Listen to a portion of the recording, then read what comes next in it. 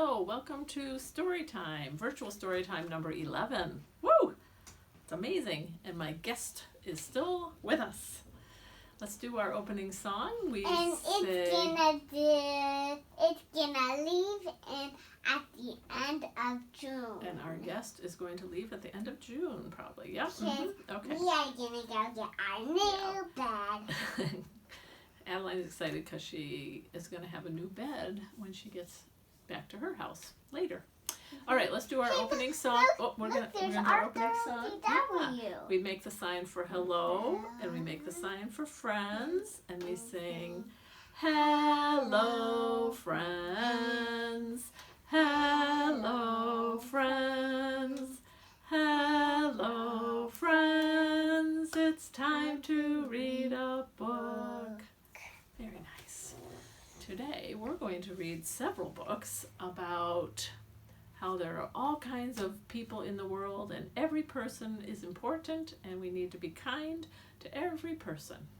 Does that sound good? Yes. This one is called All Kinds of People by Shelley Rotner and Sheila Kelly. Sheila M. Kelly. Okay, all kinds of people. There are all kinds of people. They come in many shades. People come in many shades, don't they? And they have different color eyes. And different colored eyes too, right? There's coffee and cocoa and sandy and peach. Different shades of colors of people.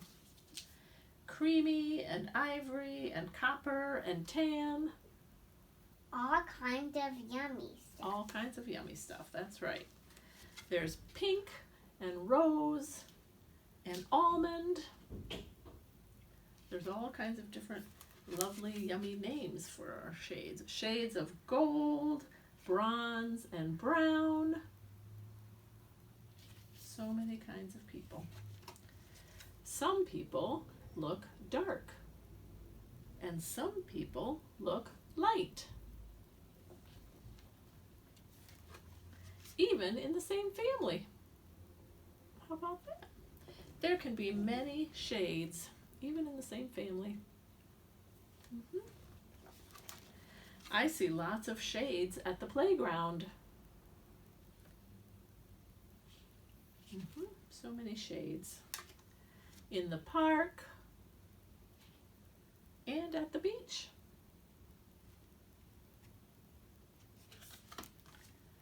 All shades of kids play together.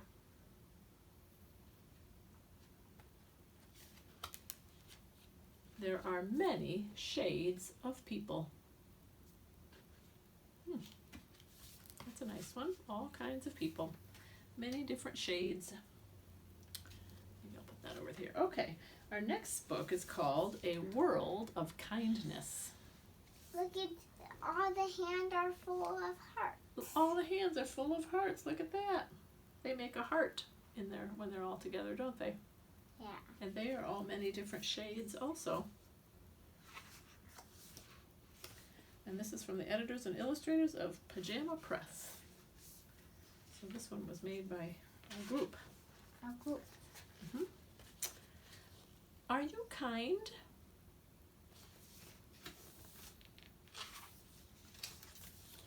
Do you wait your turn? Do you wait your turn when you're in line? Yes. Yes, good. Will you help someone younger?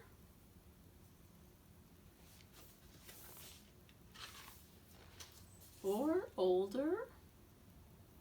Sometimes people younger than we are or older than we are need our help, don't they? Are you gentle with animals? Big and small. It's important to be gentle with animals. Do you say please and thank you? It's easy, you know. So many ways to be kind. But can you say I'm sorry if ever you're wrong?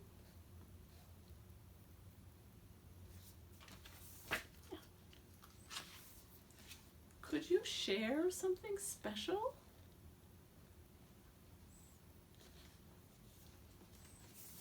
bicycle. When someone is shy, do you help her join in? You can invite someone who's shy to play with the group. Will you watch over someone else?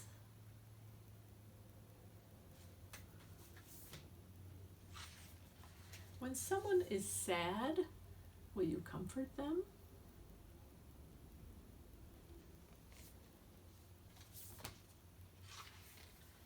Will you be a friend to someone new?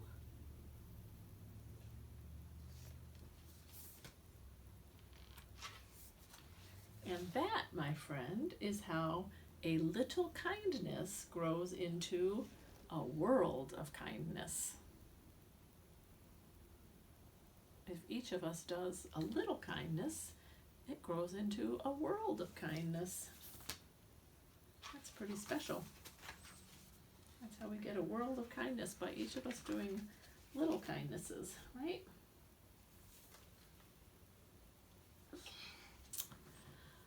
The next book is called The Undefeated by Kwame Alexander and drawn by Kadir Nelson.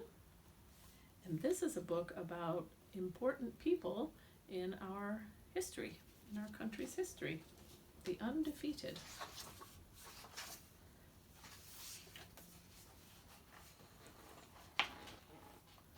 This is for the unforgettable, the swift, that means fast, the swift and sweet ones who hurdled history and opened a world of possible. Some athletes.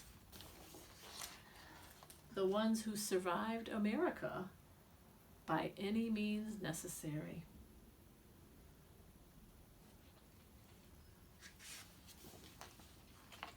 And the ones who didn't. Some people didn't make it. This is for the undeniable, the ones who scored with chains on one hand and faith in the other. Hi, Piggy Zero. Let's see, Piggy Zero. This is for the unflappable, Hey, the sophisticated ones. Did you show me your Piggy and Zero Not thing? yet, we'll do that afterwards. The sophisticated ones who box adversity and tackle vision. Who shine their light for the world to see and don't stop till the break of dawn.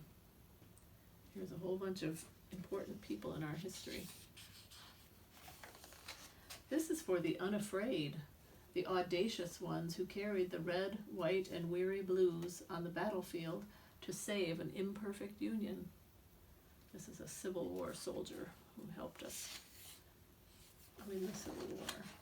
The righteous marching ones who sang, "We shall not be moved because Black lives matter."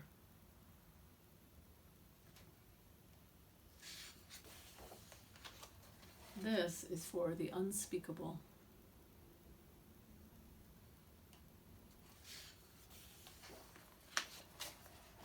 This is for the unspeakable. There's some sad pictures in here, aren't there? This is for the unspeakable.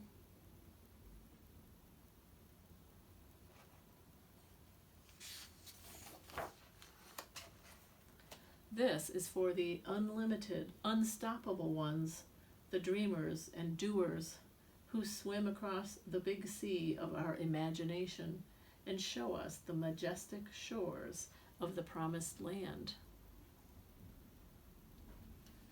Some people, like Martin Luther King, show us how to be better people.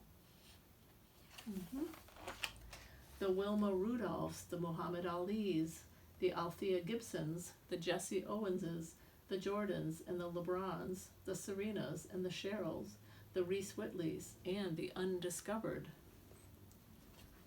So many other people that will show us how to be better people. This is for the unbelievable, the we real cool ones. This is for the unbending, the black as the night is beautiful ones.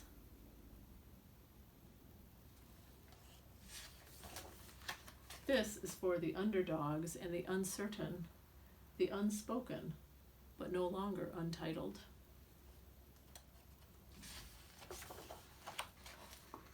This is for the undefeated. This is for you, and you, and you, and this is for us.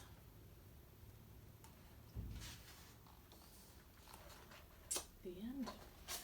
And those beautiful illustrations Yeah. of some wonderful people. Are we gonna do this one now? Should we do that one too? Yeah. I think so. We're gonna do a bunch of books today, and not as many songs. Does that sound like a plan? Yeah. Okay. Wait, we can't forget Zoom Zoom. We won't Zoom. forget Zoom Zoom. Let's read this book and then we'll do Zoom Zoom. Should we do that? And then we'll do one And more. then maybe one more book. Okay? Okay. Okay. So this is called Sulwe by Lupita Nyong'o, sorry. Illustrated by Vashti Harrison. This is a picture of the author.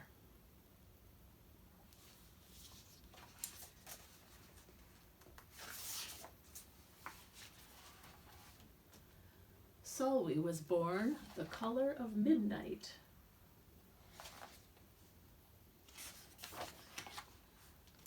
She looked nothing like her family, not even a little, not even at all. Mama was the color of dawn, and Baba the color of dusk, and Mitch, her sister, was the color of high noon. Hardly anyone at school looked like Sulwe either. People gave her sister Mitch pet names like Sunshine and Ray and Beauty. People gave Sulwe names like Blackie and Darky and Night. Sulwe felt hurt every time, so she hid away while her sister made friends. Made lots of friends. Sulwe dreamed of being the same color as her sister. She wanted real friends too.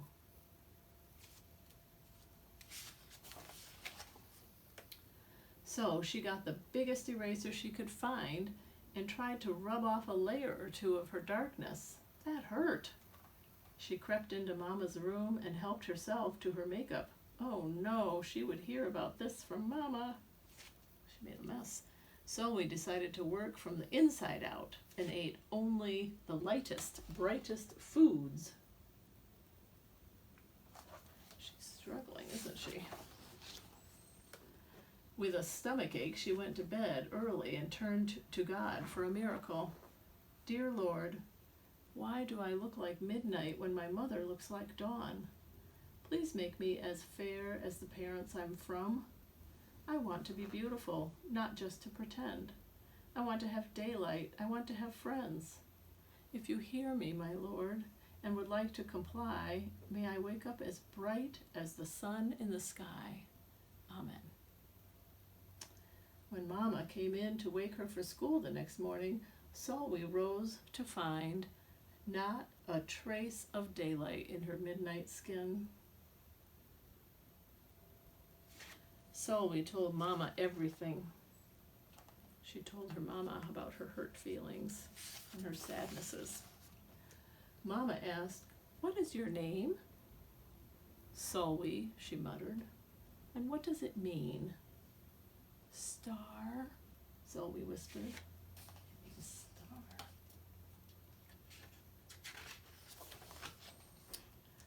Brightness is not in your skin, my love. Brightness is just who you are.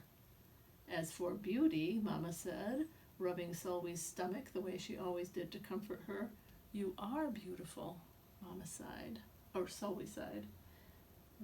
Well, you are beautiful to me, but you can't rely on what you look like to make you feel beautiful, my sweet. Real beauty comes from your mind and your heart. It begins with how you see yourself, not how others see you. Now, up you get and out you go.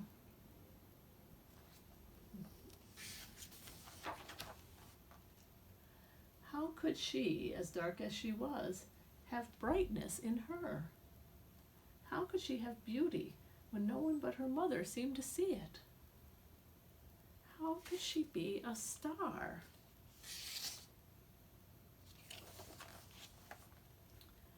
That night, a shooting star happened. A shooting star appeared at Zoe's window. "The night sent me," the star said. "Come with me." Zoe hopped onto the star and off they went.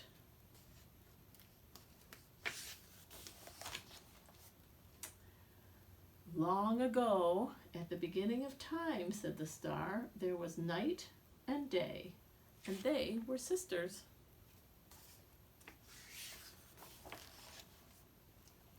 They loved each other very much, but people didn't treat the sisters the same.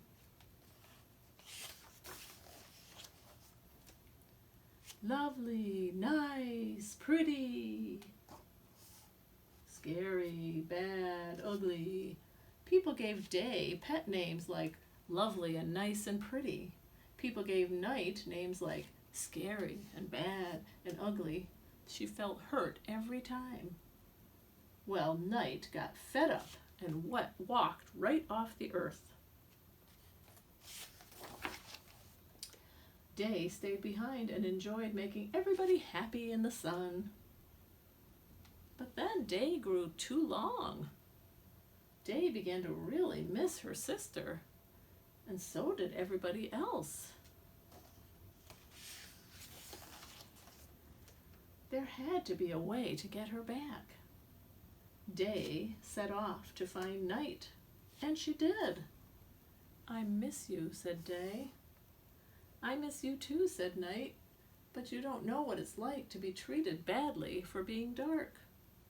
"You're right, I don't," Day replied, "but what I do know is that we need you just the way you are. Come and see." We need both Night and Day, don't we? Night returned, and the people rejoiced. "We need the darkest night to get the deepest rest. We need you so that we can grow and dream and keep our secrets to ourselves." The stars chimed in. "Brightness isn't just for daylight. Light comes in all colors, and some light can only be seen in the dark." While Day had a golden glow, with Night everything had a silver sheen, elegant and fine. Day told her sister, "When you are darkest is when you are most beautiful. It is when you are most you." Could it be that Night did not need to change, not even a little, not even at all?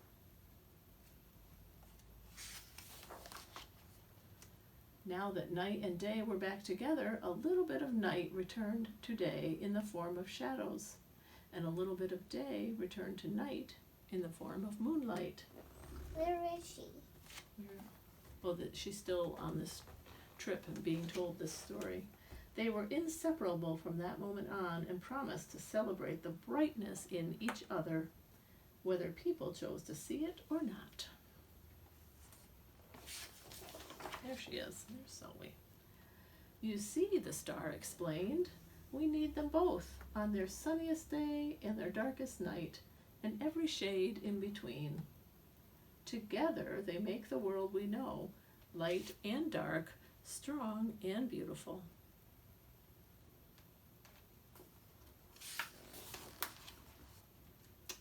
So we rose the next morning beaming. There would be no hiding anymore. She belonged out in the world, dark and beautiful, bright and strong.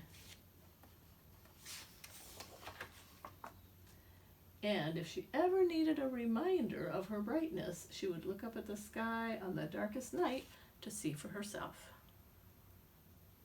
What can you see in the sky when it's very dark at night? Stars? Yes, stars. Aren't they beautiful? Yeah. Yeah, you can't see them as well if it's not dark, right? Isn't that a neat story? Should we do a little stretching by doing zoom zoom before our last story? I'm gonna get my hands ready. You guys ready? We have to do zoom zoom. Zoom zoom zoom, we're going to the moon. Zoom zoom zoom, we're going to the moon. If you want to take a trip, climb aboard my rocket ship. Zoom, zoom, zoom, we're going to the moon. 5, 4, 3, 2, 1, blast off! Let's do it one more time and get all our wiggles out. Zoom, zoom, zoom, we're going to the moon. Zoom, zoom, zoom, we're going to the moon. If you want to take a trip, climb aboard my rocket ship. Zoom, zoom, zoom, we're going to the moon. 5, 4, ready to jump. 3, 2, 1, blast off! Alrighty. I do have one more book. I know this is a lot of books today, but let's read one more called Each Kindness by Jacqueline Woodson, illustrated by E.B. Lewis. You ready? Each Kindness. I will read that one for now. You like that one? Okay. Each Kindness. That winter, snow fell on everything, turning the world a brilliant white. One morning, as we settled into our seats, the classroom door opened and the principal came in. She had a girl with her, and she said to us, "This is Maya." Maya looked down at the floor. I think I heard her whisper, "Hello." We all stared at her. Her coat was open, and the clothes beneath it looked old and ragged. Her shoes were spring shoes, not meant for the winter, for the snow. A strap on one of them had broken. Our teacher, Ms. Albert, said, "Say good morning to our new student." But most of us were silent. The only empty seat was next to me. That's where our teacher put Maya. And on that first day, Maya turned to me and smiled, but I didn't smile back. I moved my chair, myself, and my books a little farther away from her. When she looked my way, I turned to the window and stared out at the snow. And every day after that, when Maya came into the classroom, I looked away and I didn't smile back. I didn't look back. Why? I don't know. She was having trouble being kind. My best friends that year were Kendra and Sophie. At lunchtime, we walked around the schoolyard, our fingers laced together, whispering secrets into each other's ears.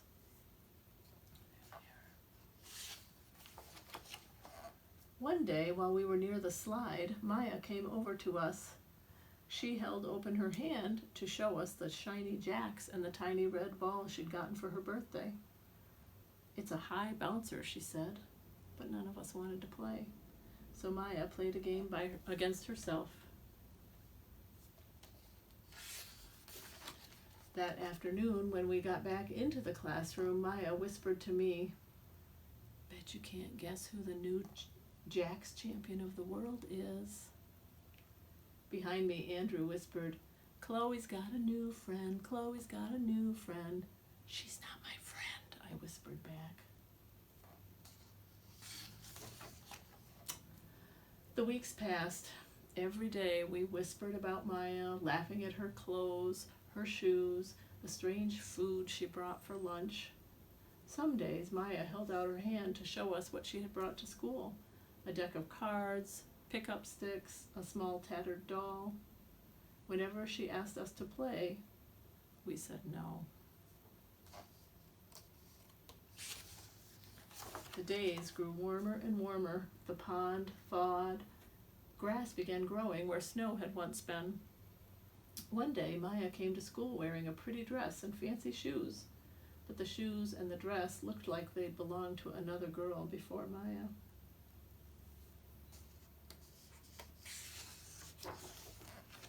"I have a new name for her," Kendra whispered. "Never Knew. Everything she has came from a second-hand store." We all laughed. Maya stood by the fence. She was holding a jump rope, but did not come over to us to ask if we wanted to play.